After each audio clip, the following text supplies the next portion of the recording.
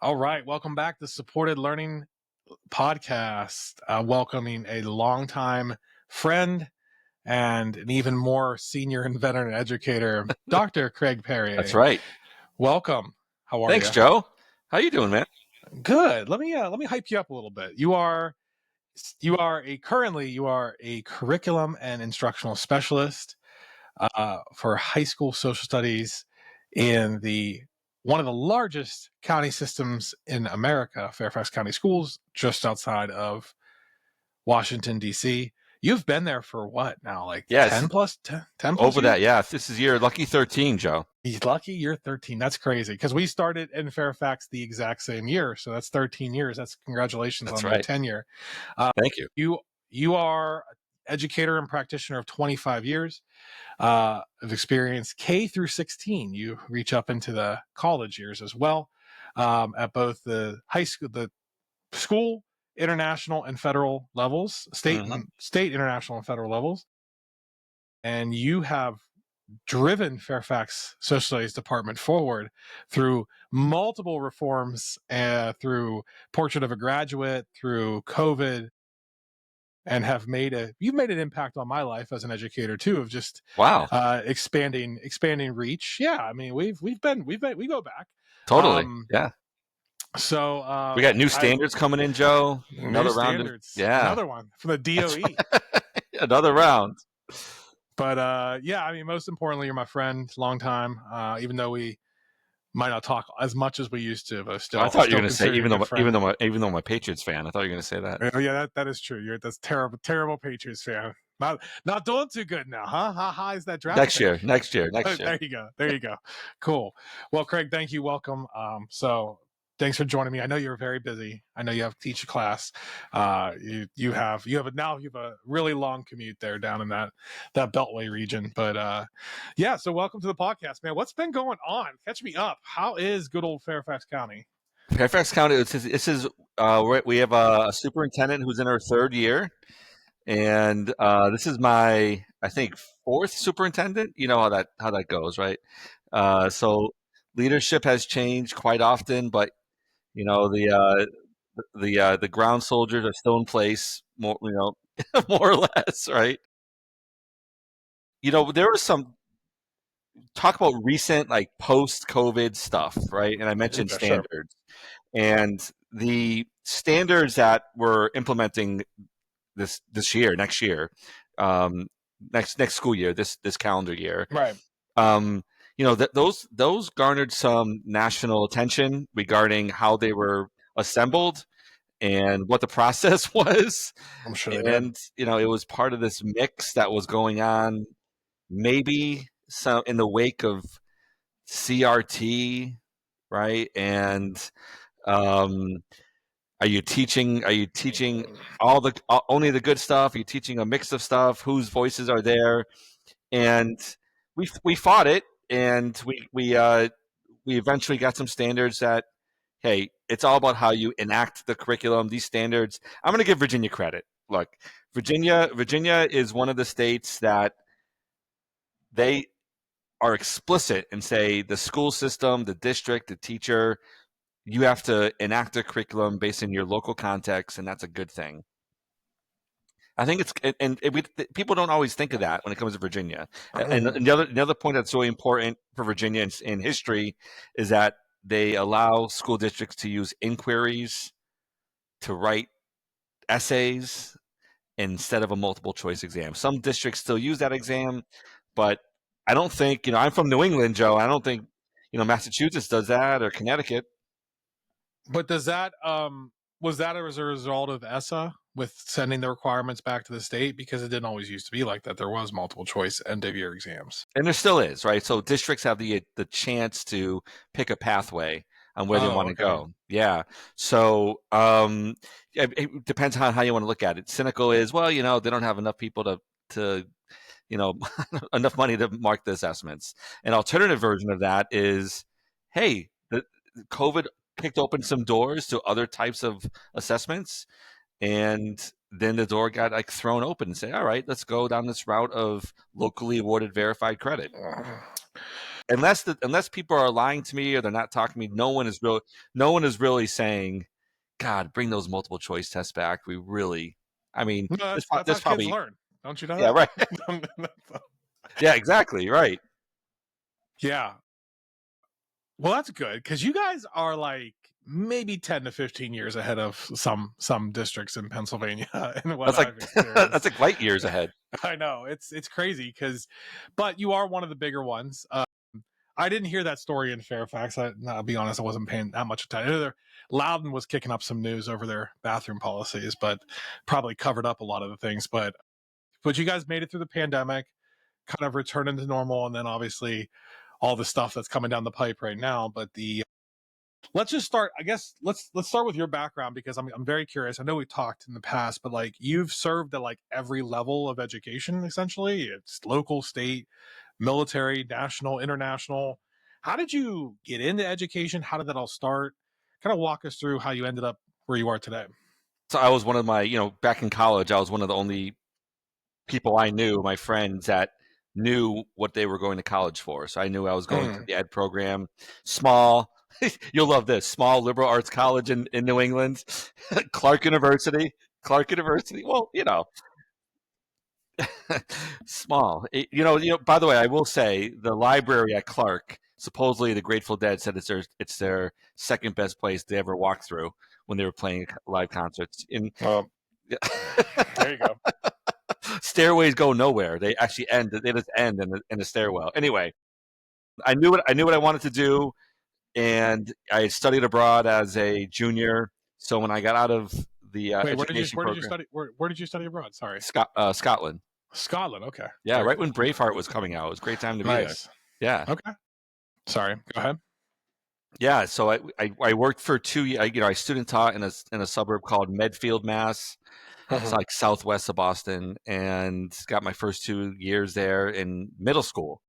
You know me as a Mm. high school person.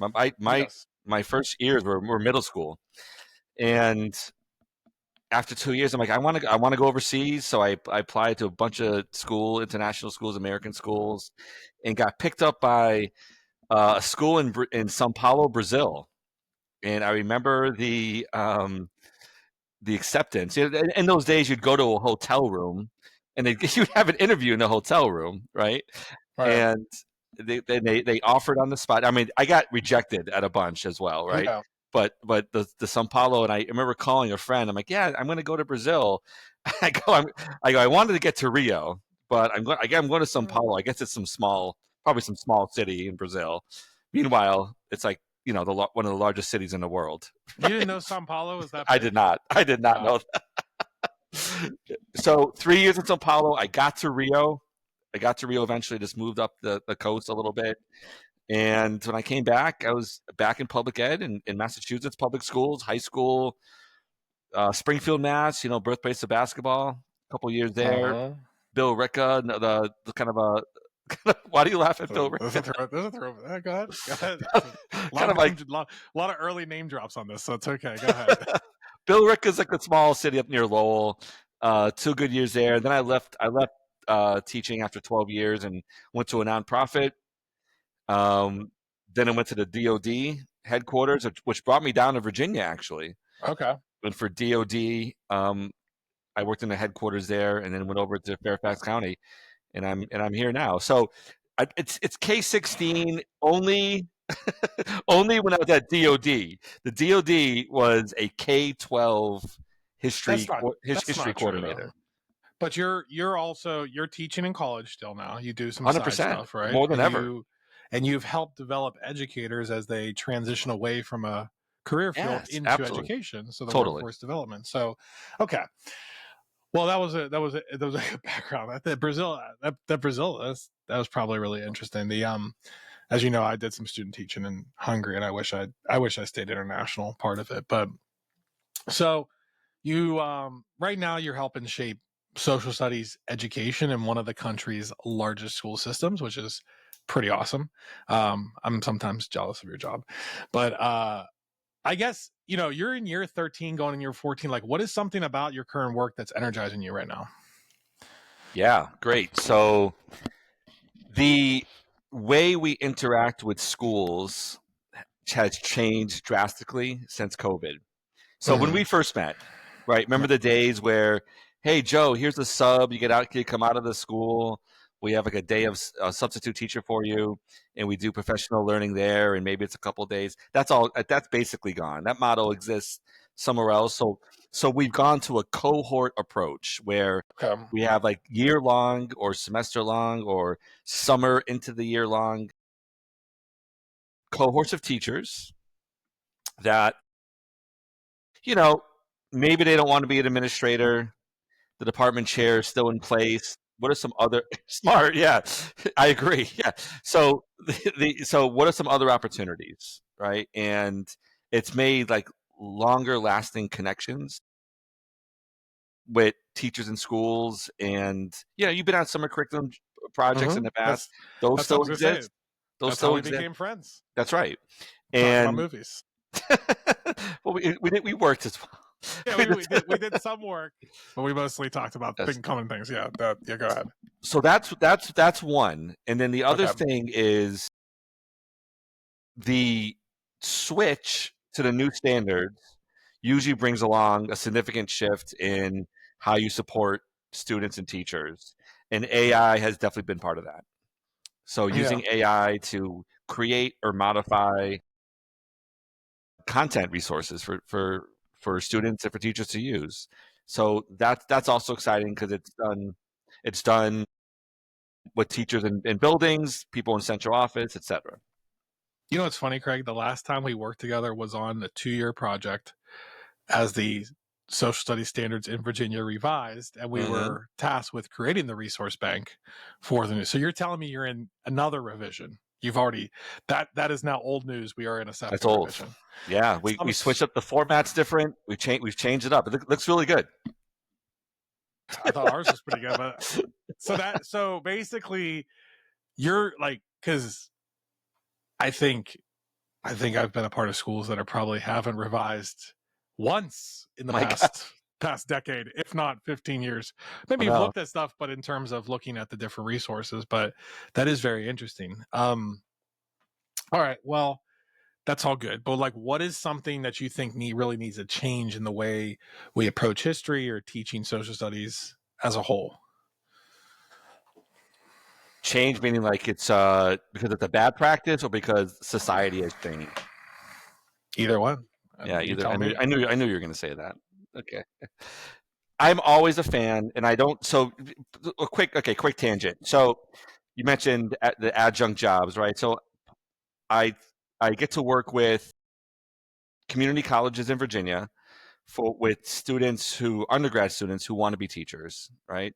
And then the program we taught together with at Educate VA are people who want to be teachers, but they're career switchers. Mhm. So we get this kind of with the career switchers, we get a lot of people like they come with, hey, this is how I was taught history in the 90s or 80s, maybe sometimes early 21st Yeah. century.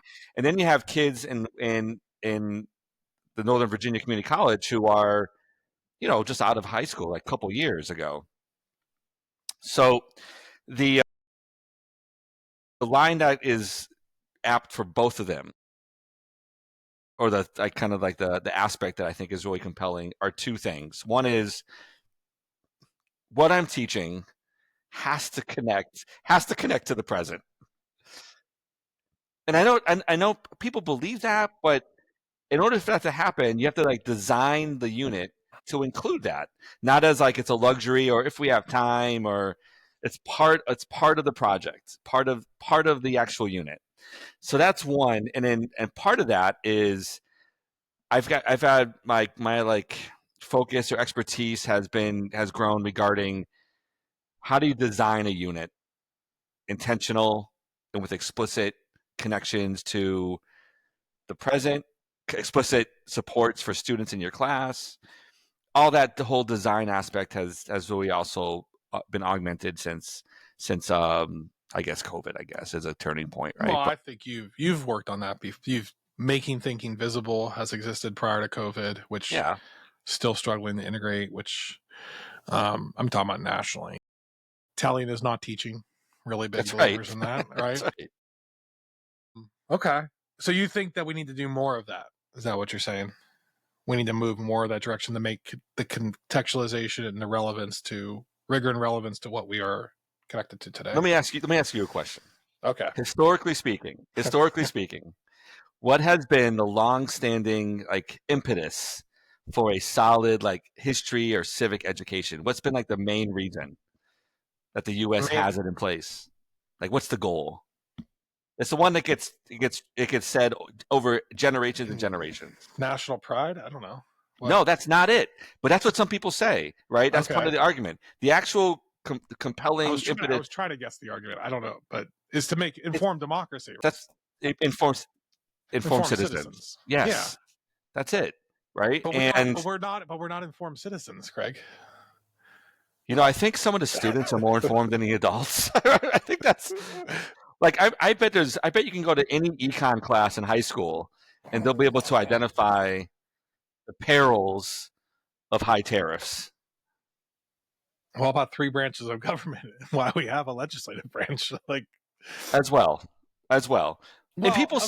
people conclude like, oh, they don't teach us in school. Something happens between high school and like adulthood where you forget stuff, or right. It's not like because you don't have that knowledge as an adult doesn't mean you didn't learn it in high school. I will push back on that because Go ahead. honestly, Craig, like so my 3rd year teaching was in Fairfax and I taught for 4 years. Some of the best years of teaching. Still look back with fond memories on it. Not just that I've taught in other schools since then and been a part of other school systems then, but I've also now obviously run a business for 3 years where we help kids across the country. Yeah. And I've seen very sliver of what is being taught and what is not being taught nation. And I'm talking about big and small schools, like some big systems out in LA to very tiny schools. Like it is so inconsistent. And that's where I think of, not that I'm going to call you a beltway bubble person, but like I have that frame too, because, my perceptions, my beliefs of what Virginia was to what it actually was, like, one, the Department of Education is awesome. I like that the standards are universally designed, the curriculum frameworks, the curriculum is there, that we get develop the resources and how it's taught. That's in Pennsylvania, it's everyone for themselves. There's no standards. I mean, there's standards, but there's no like in 11th grade we learn US history. That doesn't exist here. So it is a scattered mess, especially in the more northern schools, of this full autonomy of school districts. So I don't know consistently taught, like, because I've seen some bad teaching. So I agree that I think it's way more consistent and universal in Virginia. But I mean, like, I don't know if I can make that assumption as a pushback, just a gentle pushback, because Yeah, no, I understand.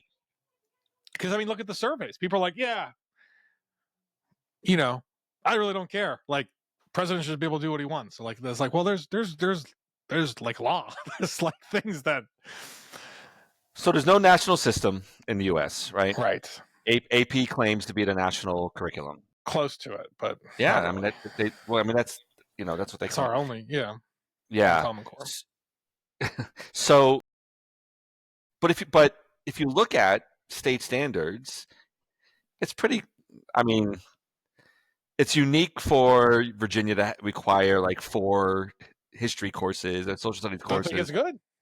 It is, yeah. I mean, I think the average is probably 2.5 or 3 across the U.S. But anyway, to your point, and I'm going to connect this to the instructional part. By and large, the majority of people are going to have their last formal course in history or social sciences in high school. The amount of majors is down. The amount of universities that require some course. My nephew just graduated from Tufts a couple years ago. He had to take one history course. It was like on the history of Buddhism, right, in order to graduate, something like that. I mean, okay, great, but he didn't.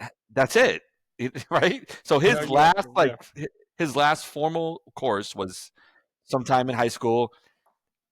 And that's why we have to make sure we realize that, and we have to get that right in high school. I mean, that's another charge, right? Just realizing, hey, they're probably not going to study in college, so let's get it right.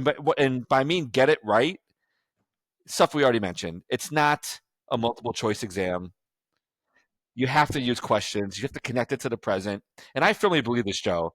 If you have teachers who use multiple choice exams as their assessment, they're against democracy, whether implied because they're not making informed citizens. They're not even trying to. I have a Why do you multiple think they choice do? Why do you think exam, they do it? multiple choice because it's you know why? Because it's easy to grade. The Scantron, that old Scantron You system know they that's used the to. reason. You know that. It's done. It's done, baby. Yes, you know it. Are your But multiple unless you choice got a better, exams? you got a better reason. I mean, I remember there was some Scantron supported by either like Northrop Grumman or Lockheed Martin or something. It's like, wasn't the whole system at Don't they Fairfax make weapons? sponsored by they do make the weapons and history education. Okay, well, all right. So we haven't really caught up on AI, but I know you. I know you're probably leading the charge, or at least advocating for it. Mm. Probably an early Hmm. adopter into ed tech because global citizens, a lot of different things you've done, at least from my observations in the past. You've always been on that cutting edge. So, like, how do you think AI is going to change? You mentioned it earlier, but how do you think it's going to change the way students and teachers teach over the next few years? And how are you helping to facilitate that? Great. So yeah, I mean, there's AI movement within Fairfax involved with that to some degree for the county, and I can tell you something within social studies. But I also encourage anyone who wants to get into AI or think about AI in education, please just look up like ISTE ASD, the organization. They've been really informative for me, right? And I'm part of a cohort of educators across the U.S. that are using AI as a part of a change idea in their practice. So there's principals, there's teachers, there's superintendents, there's district level people, and it's a year long cohort. So far, it's fantastic. It's informed me about tools I didn't know existed. It informed me about AI that you know how it functions, like what it is, and I know no one can ever keep up with it, right? Mm, It's constantly changing. So just try to stay informed and above my head above water at some level. Here's how we've been using it. Um, Most recently, um, a colleague of mine, Anthony Hanrahan, and I are using AI to make infographics for students in all of our units. mm, And it's just another resource for teachers to use with students because as you know, across all our high schools, there's so many different contexts, levels of students, size of classes, makeup of the class. Having another way for students to engage with content is always important. That would take so long to make without AI, right? right. It's you got to check what AI produces, but the benefit is that we're drawing right from the standards. We take the language or we add our own language into it. For example, we made one on causes of civil war, right? Causes of the U.S. Civil War, and you find a reliable source, you put that wording in, it'll take that and make it into a visual representation of that text Using that, in 10 seconds, are you using right? Claude for that? What are you using? No, it's called Napkin AI. Napkin AI. Yeah, and that I learned about that through the ISTE organization. I need to get into that ISTE. Gotta give me an invite. You do That got to sounds get it. interesting. Okay, so We've used it in other in like to like modify text reading levels. Magic School has been a what's the phrase bellwether like turning point, right? It have a positive impact. Do you know that resource Magic School? yeah, I know Magic Yeah, School. it's great, right? Yeah, I haven't used it. I know some of our teachers use it. I mean, I was a pretty early adopter to Class Companion because of the feedback tool. Because Mm. it's like, Mhm. because for APs, the grading of the essays doesn't happen. I guess it's just like, okay, so it sounds like it's making teachers' life potentially easier. It's making students understand maybe content easier, but how is it driving critical thinking in your mind? Is it going to drive critical thinking? So here's how. I know here's another way to use it, and the part I'm going to say right now, I've only used with adults in the university level. Okay. We've used it as a thought partner. So a few courses I teach, the outcome is to develop a change idea, like using improvement science. And in the process, you have advisory boards. Like, Joe, you're on my advisory panel. Informally, I'm going to call you one time or text you and say, here's an idea. What are some blind spots around this idea? Right. So say I want to implement. For example, a student currently is using her change ideas. I want to record students and their performances using technology to get a better understanding, so they can visualize themselves. It's good practice.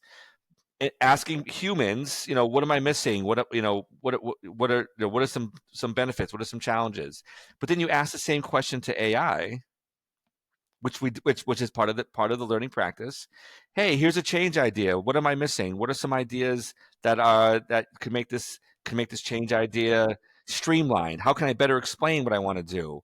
What are some applications that I can use for professional learning? And so, thought partner and idea generator, does that bring critical thinking? Well, if innovation includes exposure to other ideas, then I think so. But you have to ask the right prompt, right? You have to ask AI.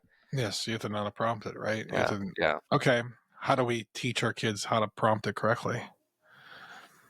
What role do we play in that? I mean, when with adult, I just give sample prompts as a starting point. Like, where do I start? Where do I start with this? I think that same practice can be used with high school kids or middle school kids. Have you heard you've heard like ask the AI to take on a role, like Yeah, pretend. no, you are Yeah, you tell yeah, it what it is. Yeah. yeah. Okay. So, I mean, do you see that? Is that widespread practice now in Fairfax? Are No, teachers using that? No, is that no, not yet. No, it's there. okay? So there's a whole AI like committee, right? Of course, Right? yes. Yeah, right, right. Okay, sure. And all that's going to inform practice, and it's got to get approved by principals, and et cetera, et cetera. But working with teachers in summer or during the school year, the ways I've mentioned it is how we've been using it. So so far it's been to, like I said, to modify existing resources or generate new ones. Okay. What do you? So do you see still Fairfax as like a leader in that? Like in terms of, are you guys still out in front? Like, I mean, like I said, it's hard because you're inside of it. Like, but what is something that's like in it, like in what's innovative practice that's coming down the pipe? Maybe not just in social studies, across the board, that you can see that's probably other school districts are. You're gonna be like years ahead of other districts. So I don't know if Fairfax is in the vanguard of this, right? And I'm going to draw from the ISTE experience. There are people, like I said, across the country, and they were definitely ahead of me, right? No doubt about it, as far as Right. what they're doing. And I'm not an expert, but I'm not afraid of it. I don't think it's like evil. I think it can be used, in a positive way. But I don't know if that person is representative of their district, or they're like an anomaly in that district. I don't know. Is that specifically focused on AI? The cohort I'm in, Yeah. Was that yes, yeah. did you guys just go to Texas? No, we went to Chicago. There wasn't one in Texas? Not that I know of. But I think Can was their conference in? Or maybe their conference was in so? Texas. Can anyone go? No, you had to apply to get in. Oh. Well, what is it's ISTE Live. This is ISTE Live 25, San Antonio. Is That's their that conference. That's their conference. Yeah, can I Either go? Yeah, you can go to that. Are you gonna go? No, I don't have the budget yet for that. Oh Jesus, man. Our school pays for Next year. one a year. I'm gonna try to That's more than we do. I know you didn't pay for my master's either. It sucked. So hey, I got my loans forgiven though, so I was really pumped about that. Hey, nice. Christmas Eve, thank God, because I Oh was my God. never paying that back. Okay. So I mean Wait, so how is it being used in your district? AI. AI, it's kind of there are some teachers that are adopting it. That we have like instructional coaches that are integrating it. I mean, it's mostly at the high school. It's used, um, like Class Companion, Magic School. Not the kids really don't have access to it. Mhm. Our tech people are really afraid of the information, like the it violating FERPA or like the Mhm. information that it gathers. Which I mean, I understand the concern, but then again, we're like a Google district, so like Google has all of our kids' information. Like I don't, you know, what I'm saying like there's, I mean, I don't know. I don't know if you.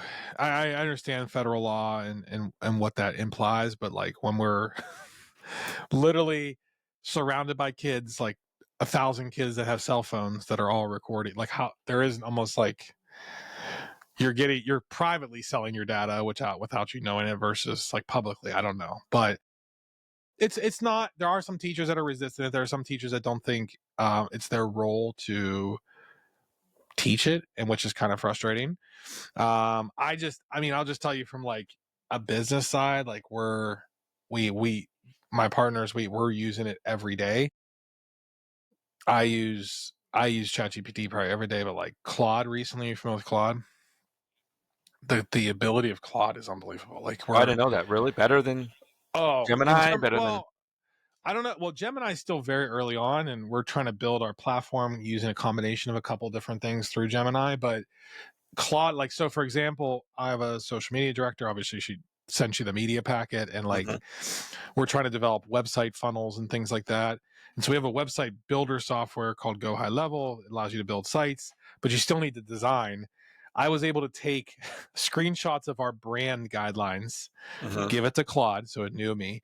Then I was able to go Google Doc and be like, I need this website created, and it just freaking created it within 5 seconds. I What? banged out 5 website pages in a matter of 10 minutes, and I'm like, she's like, I'm gonna be out of a job. I'm like, no, you still need to like, you still need to perfect it and things like that. But I mean, just at the speed of that, I don't think we're ready for that. And just, I think it's going to impact every white collar job out there because, like, once this thing is able to be somewhat sentient or hooked up to the internet at a different scale than just a language model, I mean, like, would you rather work with a lawyer who's the old school lawyer, or would you rather work with a lawyer who's using AI to get a knowledge of every case that's like your case that's Yeah. ever been done to make the best argument? Like, I think that's like the I think we're not even ready for it. I don't know.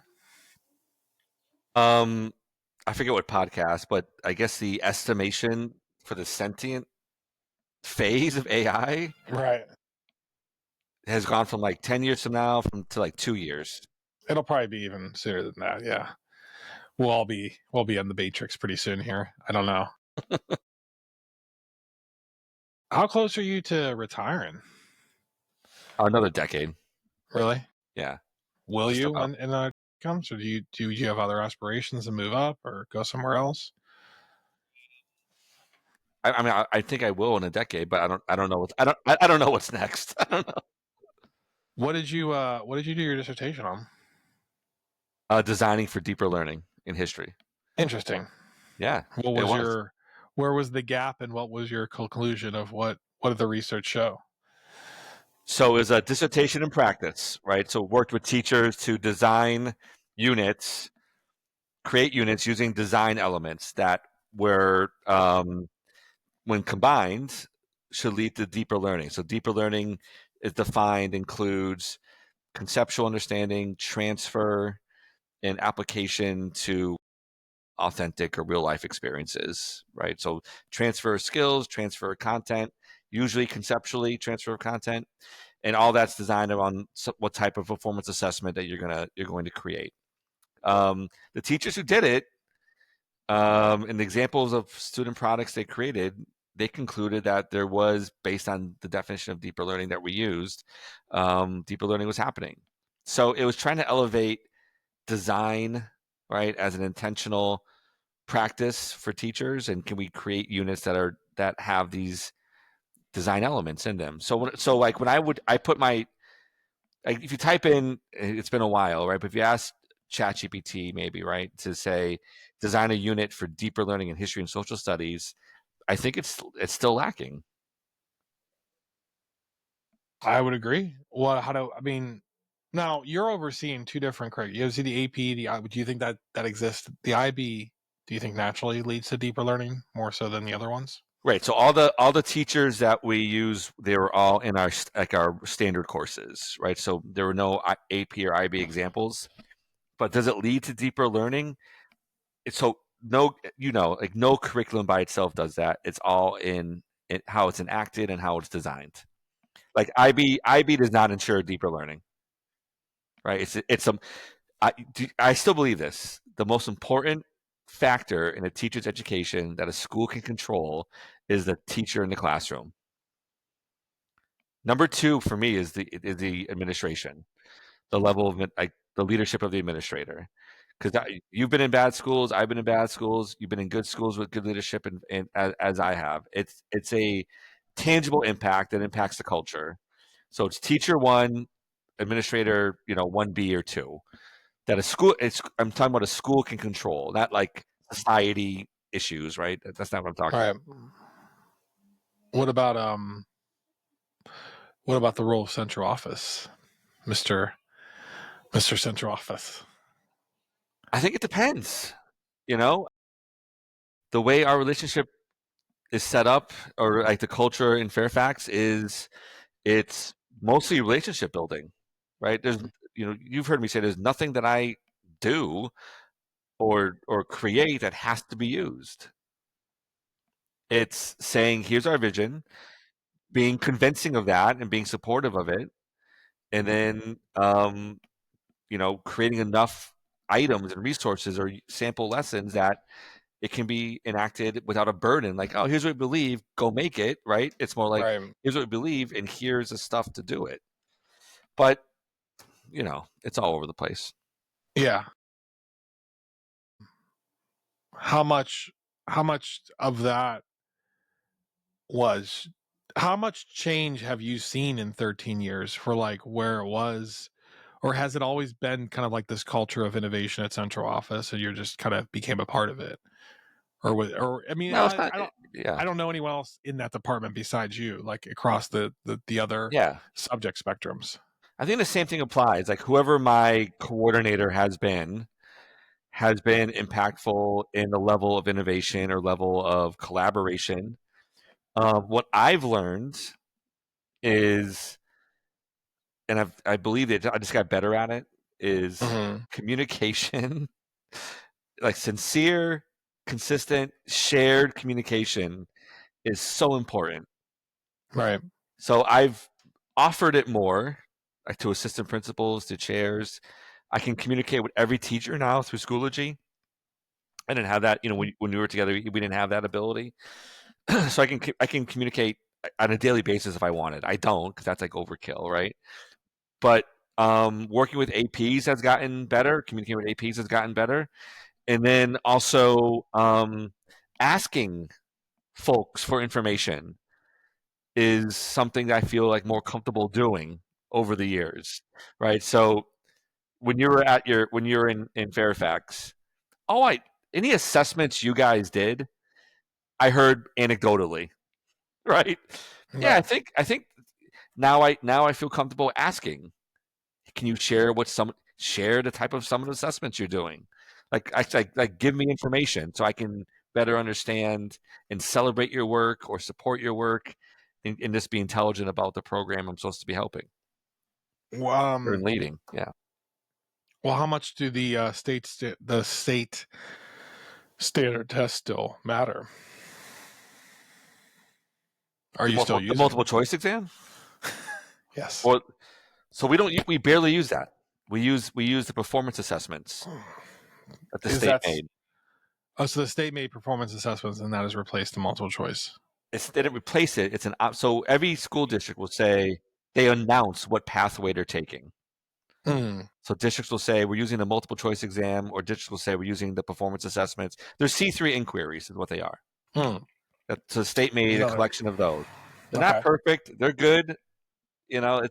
Once again, it's how you enact it. It's how you support it. Right. But we do that for all our world history courses, World 1 and 2. You don't need one verified credit. So by the time kids get to 11th grade in U.S. history, they basically have it. But then schools have decided, for U.S. history, they have the choice on using multiple choice or performance assessments. And generally speaking, we're in year 4 of this, Joe. First year, we have 25 high schools, right? Here's the pattern. First year, 17 schools said we're using multiple choice. The Okay. next year, it was like 11. The next year, it was like 7, and this year it's 3. Right? Only 3 So are using them. multiple choice exams, yeah. Can you And disclose which one those are? I'm not going to, no. But Yes. the general feeling is students do better, and it's more valuable to Right. have kids write than sit for a multiple choice exam. Good though. That's a lot of progress in Yes, 4 years. yes. That's a ton of progress. Cool. It was a Yeah. weird. It was a unique point of solidarity among principals, teachers, central office, and FCPS leadership. It's rare. How much have you guys bounced back since the pandemic? You guys think you're all the way back, or is there still like remnants left? In history, in high school social studies, or in No, I think it's general. just in Fairfax in general. I think there's still some legacy there. I think literacy is one of the heavy hits that happened. Really, Yeah, just like reading's gone like down. like early childhood literacy. Yeah, Yeah, is that matriculating up now in the high school, or still maybe yeah. not yet? I don't know. Okay, cool. Anything else going on? How about them? Who are the Patriots going to draft? They got to How trade about, it? how about the Masters? It's coming up. I really You don't you, you follow put you golf. not no golf. Not really. I mean, I'm golfing at like a charity tournament, April 21st. So for Is one of that our mini students. golf? Is that mini golf or that's No, it's real golf? full golf. Okay. It's shotgun start, 8 o'clock, 9 o'clock a.m. Shotgun, nice. Okay, Shotgun shotgun. start. I finally upgraded my clubs. It's no, we play with upgraded clubs. That's good. Yeah, it'll be the first time I golfed in a year, so it'll be rough probably. I haven't That's all. gotten out yet. I got to hit this week. Driving range this week. Yeah. You know. But you got to catch a baseball game here soon too. I haven't done that. Are the Pirates doing well? No, of course not. They're not doing well. And they pitched their best pitcher tonight, Paul Skeens. Let me see how they did in 28-degree weather. So that's Incredible. wonderful. Probably blew his arm out, man. I'll tell you that.